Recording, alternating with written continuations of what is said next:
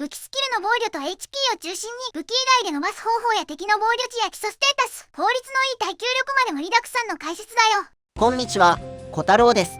当位のゲーム部屋は当位さんがプレイ済みのゲームを僕と一緒にネタバレマシマシで遊んでいくチャンネルです。今回遊ぶゲームはグランブルーファンタジーです。前回の渾身と排水、耐久の考え方の続きだよ。前回からダメージ計算に触れていますが、分数や小数、百分率が出るだけで話が見えなくなる方は前回の算数の話をご視聴ください。今回は防御の振り返りから始めるよ。前回の最後で解説したグラブルでの防御の扱いです。受けるダメージを 100% 分の 100% とした時、防御が上昇すると分母が上昇するよ。例えば防御 100% 上昇であれば分母が 200% となるため 200% 分の 100% になるので、受けるダメージは2分の1となります。防御と HP を乗算して耐久力を計算できるんだけど、 HP2 倍と防御2倍は耐久力が同じ数値になるから、防御 100% 上昇、つまり防御2倍は HP2 倍と大体同じ価値があると言えるよ。耐久力の考え方は他のグラブル解説ではほぼ出てこないので、前回の解説でポケモン対戦の考え方を紹介しました。今回はさらに踏み込んで防御について考えていくよ。まずは武器スキルの防御について確認しましょう。防御は剣士スキルで盛ることができるよ。剣士は排水スキルのように現在 HP が最大 HP に対して低い割合であるほど効果値が高くなる武器スキルです。ピンチになるほど受けるダメージを軽減してくれるから、排水編成と相性がいいスキルだね。このスキルは少し前までマグナ武器にはありませんでした。ですがマグナ3武器で剣士スキルを持った武器が風と光に実装されたことで、マグナ編成でも防御を高くすることができるようになりました。これは憶測だけど、他のマグナ3武器にも剣士持ちが実装されると思うから、やっぱりマグナ3が今後の環境を底上げすると思うよ。剣士スキルは加護が乗るため、マグナの剣士であればマグナ石やマグナブースト、天使アビなどによってかなり高倍率にすることもできます。ただ一つ気になるのは HP100% 状態だと効果値ゼロってことだね。剣士の効果値は自分が攻撃ボタンを押した瞬間に固定されるから、そのターン中に HP が減ったとしても HP100% で攻撃を始めたなら、防御は上がってないまま敵の攻撃を受けることになるよ。そのため剣士の過信は禁物です。そこで他の武器でも防御を盛りたいですね。防御を盛れる武器はみんなおなじみの5戦場で獲得する極聖機だね。極聖機は攻撃面も優れた武器ですが、耐久面でも優秀で4凸で追加されるスキルが防御 25% の効果値を持っています。 25% の防御上昇で受けるダメージは 125% 分の 100%、 つまり5分の4だからダメージが 80% に割引されるってことだね。編成に1本までの制限はありますが、効果値が変動しない防御スキルなので安定した耐久力を確保できます。そしてマグナでも編成に入ってくるリミテッド武器、レゾネーター系武器も防御 25% を盛れるよ。レゾネーター系武器は特定の条件によってスキルが発動したり効果値が変動する代わりに EX 高順、防御力、特殊ダメ上限上昇の効果を持つ武器スキル、これを持った各属性1種類あるリミテッド武器の総称です。レゾネーター互換とかレゾネーター武器とかって呼ばれるね。うちでは誤解が少ないようにレゾネーター系武器って呼んでるよ。最初に実装された武器がアンバーレゾネーターというスキルだったので、以降の武器はレゾネーターを引用して呼ばれています。このスキルは無凸から効果があるため、マグナでも編成に入れることが推奨されます。現環境で一番活躍してるのは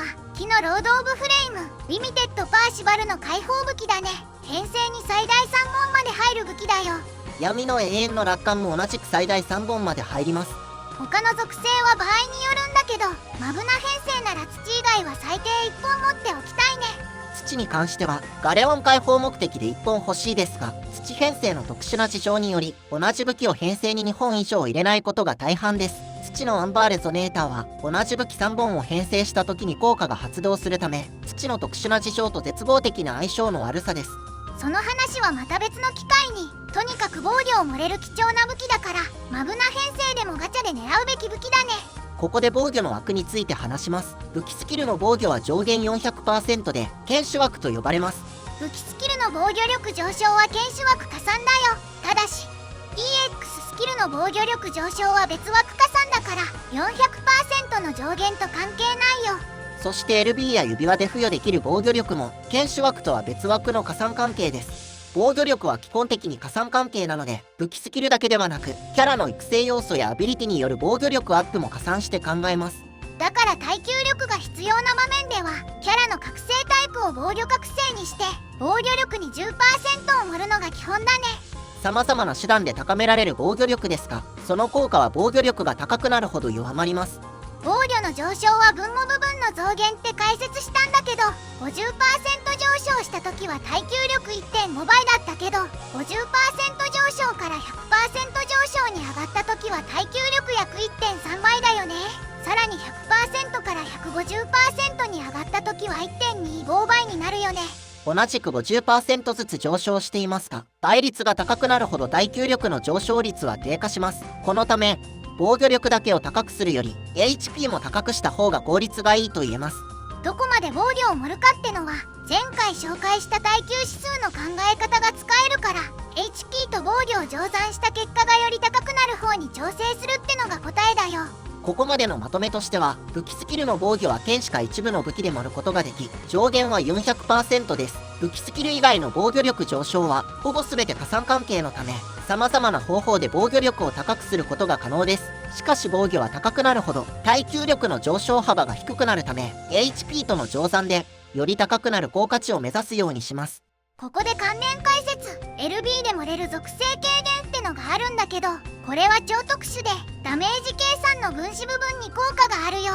例えば属性軽減 10% の効果は分子にマイナス 10% を加算する効果なので 100% 分の 90% となります。表記通りダメージが 10% 低下してるよね。これと防御力上昇を合わせて防御 100% 上昇で属性軽減 10% なら 200% 分の 90% になるから、ダメージは 45% に低下するよ。つまり防御力とは別枠乗算関係にあると言えます。ただ防御力が高い状態では軽減効果も防御力によって効果が薄まるため、過度な期待は禁物です。属性軽減の LB は項目ごとに別枠乗算だから、1項目を3段階強化するよりも同じ3段階分で複数の属性軽減を強化した方がお得だよ。さらに戦闘中のアビリティによってダメージカット効果が付与されているときは、これも別枠乗算関係となります。つまり受けるダメージは防御力の枠と属性ダメージ軽減の枠、ダメージカットの枠があって、その枠の中でもさらに枠があるってことなんだけど、ここまで来るとややこしいから防御同士は加算、他のやつは大体乗算って理解でいいんじゃないかな。防御関係で少し混沌に踏み込んでしまいましたが、今度は敵の防御値について見ていきましょう。防御値は敵に設定されている基礎防御力のことなんだけど、基本値は10とされてるよ。これは予測ダメージで表示されるダメージが防御値10で計算されていたり、木人の防御値が10に設定されているためです。じゃあ防御値にどんな効果があるのかって話だけど、こっちの攻撃はダメージ上限減衰があって、減衰以上にダメージを与えるにはよだめ上昇とかよだめアップが必要だったよね。この辺りは基礎知識編2で解説しています。ところが敵の防御値は減衰より前の基礎火力に影響してて、防御値10の状態を1とすると10分の10を基礎ダメージに乗算してるよ。この10分の10の分母が防御値です。例えば古戦場の200ヘルは防御値25なので、こちらの基礎火力を25分の10にしてきます。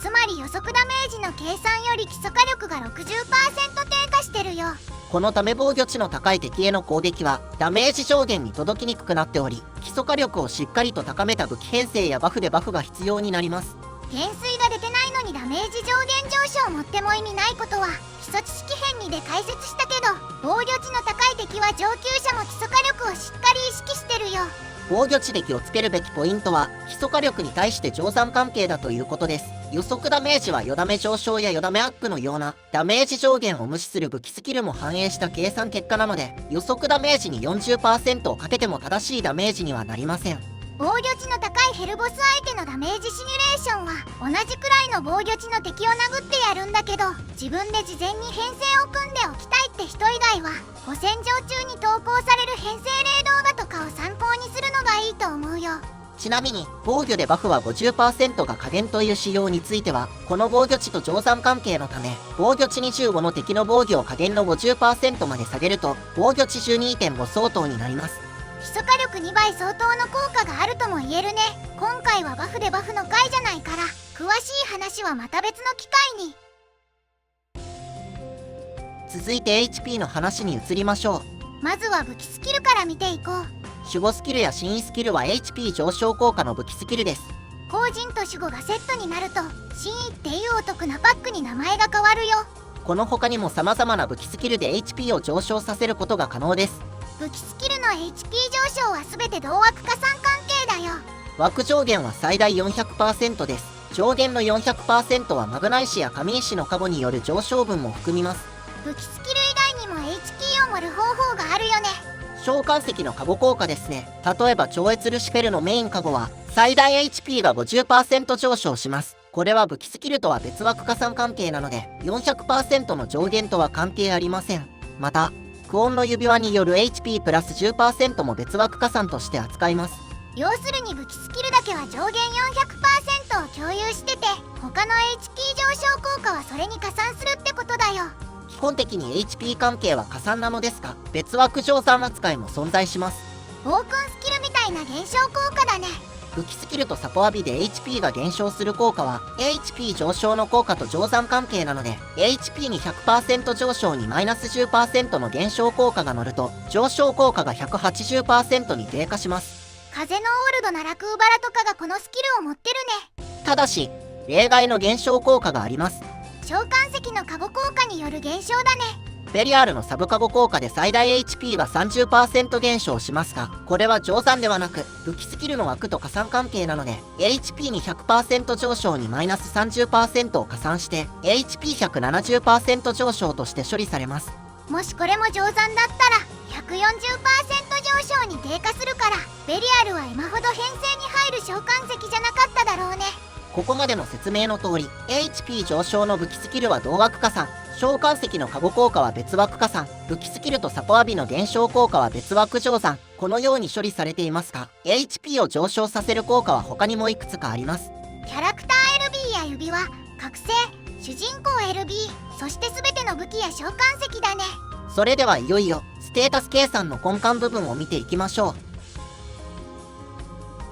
ここからは武器スキルで上げてきたステータス、攻撃力と HP はどれのことか解説するよ。これまで後陣から始まり最大 HP まで何%上昇するというスキルを見てきました。これは元となるステータスに対して乗算処理をしているということですが、乗算される元の攻撃力や HP の基礎ステータスの話です。まず編成画面に移動すると、キャラクターの名前の下に緑とオレンジで数字が書いてあるよね。主人公は顔の右に HP と攻撃力って書いてるやつね。これが乗算される元の基礎ステータスだよ。この数字に対してこれまで解説してきた武器スキルなどの効果値が乗算されています。つまり HP に 100% 上昇効果は表示された緑の HP 値がに 100% 上昇するという効果となります。この緑の数字が低ければ武器スキルの効果も薄まるし、高ければさらに強化される。この基礎値を高くすることは武器スキルを高くすることと同じくらい大事なことだよ。それでは HP の基礎値を上げる方法を見ていきましょ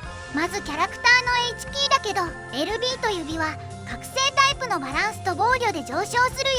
武器スキルでは上昇率のためパーセント表記でしたが、基礎ステータス上昇は実数表記になっています。 LB は1段階上昇で250、最大750上昇、指輪は最大1500上昇、バランス覚醒は最大1500上昇、防御覚醒は最大4000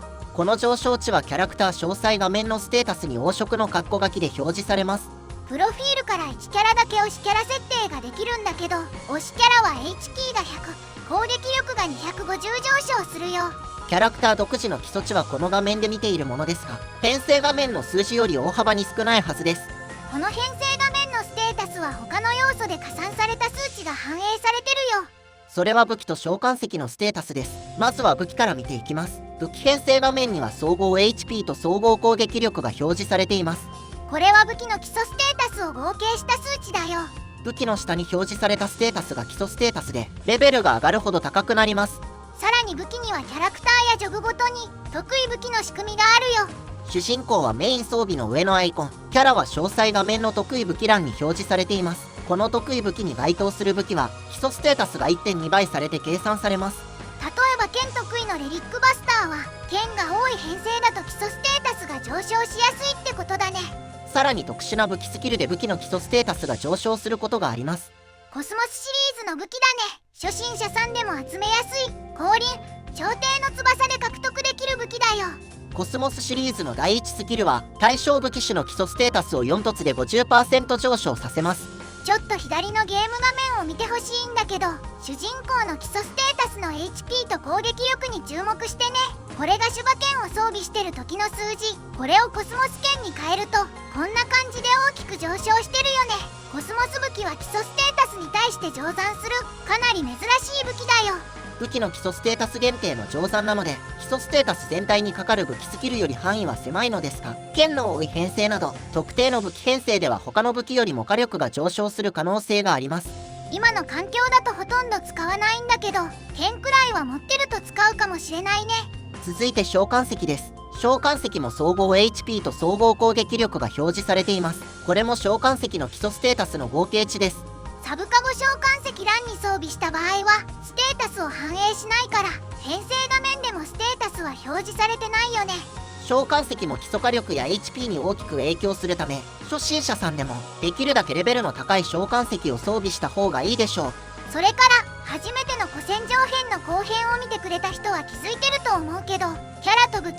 召喚石に付与できるボーナスも基礎ステータスに加算されるよ。武器と召喚石は各最大99まで付与できます。プラス1で攻撃力5、HP1 を基礎ステータスに加算します。編成画面で見れるステータスはボーナスが加算された後の数字だよ。武器出本で最大990、召喚石で最大495のボーナスになるので、 HP は1485、攻撃力は7425の上昇が可能です。これに武器スキルが乗算されるわけだから、古戦場ではできる限りボーナスをつけたい理由がわかるよね。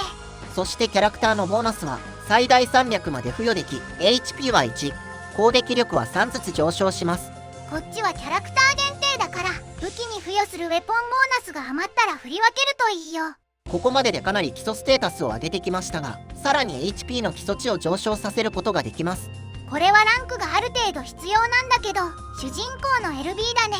主人公 LB には味方全体 HP の強化があり、1項目で最大1000上昇します。ランク155と185、210でそれぞれ解放されて、最大3000まで味方全体の基礎 HP を上昇させるよ。他の HP 上昇手段よりもかなり数値が大きいので、強くなるにはランク上げも重要と言えますね。ランクは主人公の基礎ステータスにも影響してて、ランクが上がるほど主人公はステータスが上がる仕様になってるから、主人公の強さに依存するベルゼバブを使いこなすにはランクもある程度高い方がいいってわかるね。ここまでのまとめとしては、基礎ステータスは武器や召喚石、LB や指輪、覚醒はもちろんのこと、得意武器やボーナスの付与、主人公 LB までかなり広範囲にわたる方法で上昇させることが可能です。そしてこの基礎ステータスは武器スキルと乗算するから、武器スキルと同じくらい基礎ステータスも大事にしようね。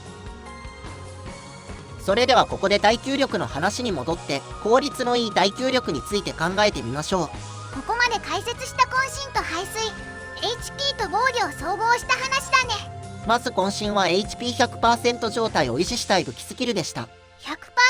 を維持するには受けるダメージを減らすか回復を多くする必要があるよね。グラブルの回復は他の数値のインフレに対してあまり大きなインフレが起きていません。超越ルシフェルの召喚効果でも4000回復、サブカゴでも回復性能 30% アップ、純白の翼効果でも毎ターン1500回復。今の環境だと高難易度は HP10 万超えが前提みたいになってるのに、それに比べると回復量はささやかだよね。このことから最大 HP が上昇するほど最大 HP に対する回復割合は減少すると言えます。 HP4 万でも10万でも回復量は一律4000なら HP4 万は 10% 回復で10万には 4% 回復ってことになるね。渾身の使用は最大 HP に対する現在 HP の割合なので、1回の回復で 10% 回復する HP4 万の方が効果力を維持しやすいと言えます。もちろん受けるダメージが同じなら HP4 万の方が減少する割合が大きいんだけど、そこで防御を活用するといいよね。防御 150% 上昇は HP2.5 倍と耐久力は同じです。つまり HP4 万で防御 150% 上昇なら HP10 万の防御上昇なしと同じ耐久力となります。最大きくしながら防御で受けるダメージは減少させることができる。これなら HP100% 状態を維持しやすくなるから、渾身の最大効果値を維持しやすくなるよね。無属性大ダメージを与えてくる敵に防御の高さは無価値になりますが、渾身スキルとの相性という視点で考えると、このように考えることができます。排水も同じように考えられるけど、こっちは回復割合を下げたいから最大 HP を高くしたいけど、低 HP を維持するには倒されないようにする必要があるから、防御もある程度盛りたいよね。排水は両方ある程度高い方が使いやすいはずなので、その意味でも排水編成を組むのは難しいと言えます。排水と渾身の事情を無視して考えれば HP× 防御が最大値になるように調整すればいいんだけど、キャラクターによって基礎 HP が低かったり高かったりするから、ある程度は防御を持った方がバランスよく耐久力が上がりそうだね。防御の価値は実質的な最大 HP の別枠乗算なので、基礎 HP や武器スキルと乗算関係の非常に効率的な武器スキルです。もちろん LB などの要素でも乗れるので、自分の編成で可能な範囲で効率よく防御を持っておきたいと言えます。ただキャラクター LB の防御力は1段階で 5% 上昇、2段階で 8%、3段階で 10% に変化するんだけど、1段階目の 5% はお得だけど、それ以降は上昇率が低いから HP の LB に振った方が効率いいよね。LB の HP と防御を考えるときは、育成したい防御力や HP がどれだけの影響力を持った数字なのか確認した上で育成した方がいいですね。今回予定してた解説はここまでだね。かなりボリュームのある内容でしたが、とても重要な知識であり、武器編成に関する基礎知識の根幹に関わる内容でした。武器編成を組むときに気にするべきポイントをかなりしっかり解説してきたと思うから、次回以降は強い召喚石をもう少し見た上で武器編成を実際に組んでみようと思うよ。シェロカルテの特別訓練も実装されて、基本的な編成は組みやすくなったので、基本編成を強くするときに必要になる武器を、武器スキルの知識を前提にしてみていきたいと思っています。人の編成を完コピしてもいいんだけど、自分で編成を組めた方が絶対面白いから、ここまでの解説を活用した総復習をしていくよ。予測ダメージを大きくする方法がわかるようになった後は、戦闘中のバフでバフの基礎知識からスタートします。今回の解説が役に立ちそうと思ってくれたり、他の解説も気になる人はチャンネル登録と高評価もよろしくお願いします。次回の動画もご期待ください。もうだいぶいい時間になってきたので、今回はここまで。次回へ続く。